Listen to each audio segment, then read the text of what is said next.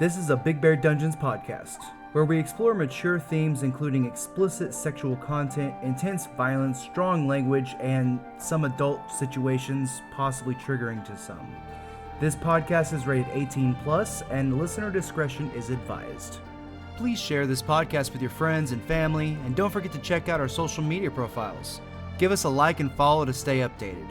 I hope you enjoy this episode.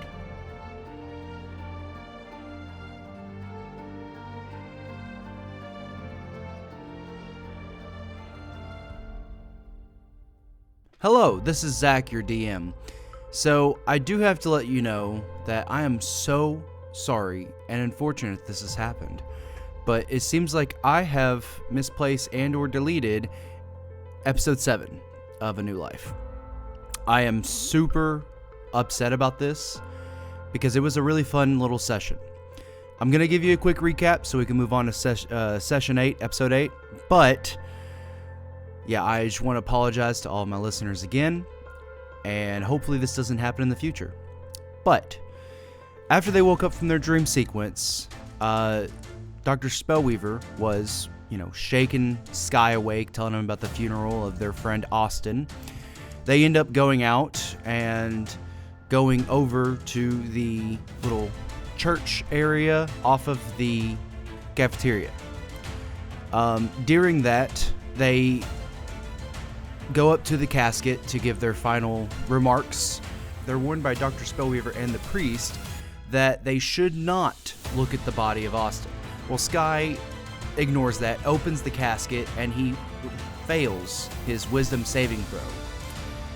He then throws up all over the priest and Austin's dead body in the casket. He loses 2 permanent wisdom ability score points because of the traumatic visage that he saw of his dead quote-unquote friend.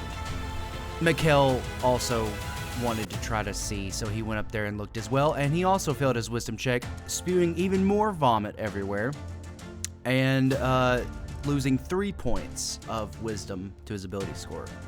Theraway, being the smart one, decided, no, I'm good. So they go back and sit down in the back and watch as the priest talks about Austin's life and, has a little ceremony. They get introduced to a flower barbarian wizard named Dan, and a warlock named Dami Mami.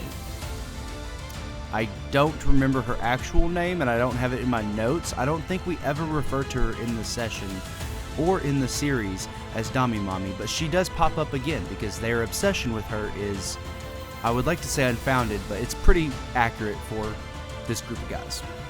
They end up going to the back part of the cafeteria, into the kitchen area, which is directly associated with the morgue holding area for the dead bodies that die in this dungeon. And they end up sending him off and getting him cremated. Austin is now cremated and gone and done, and a callback comes to the mice or rats in the kitchen, and a lot of this episode is like their dream sequence, and all the fortune telling from Baba Yaga was kind of portraying and laying down the framework for this. As in real life, dreams can sometimes quote-unquote tell the future, or you feel like you have deja vu. Like, that's what's happening in this whole episode from the dream sequence previously. To finish off the episode, they ended up going down to meet up with Dr. Spellweaver to talk about, more about why they're here, how they can live a good life here, and just kind of start working their way to understanding more about the realm that they're in.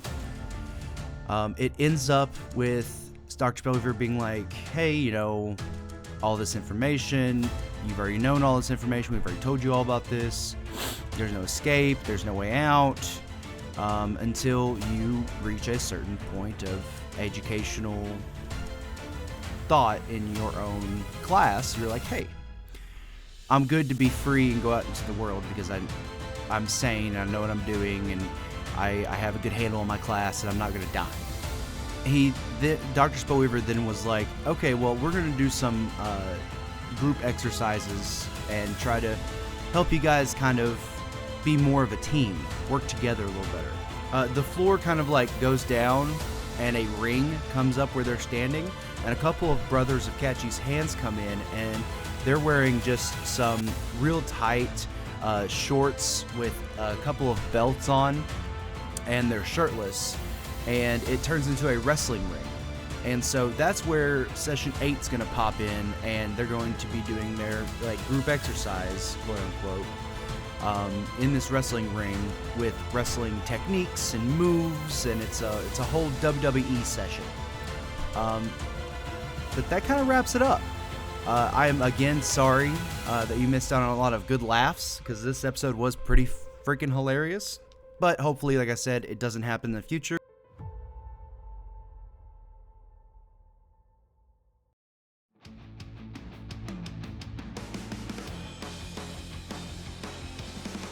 Thank you for listening to another Big Bear Dungeons podcast. We hope you enjoyed it, and we also hope that you share with your friends and family. Check out our social medias, and we'll see you next week.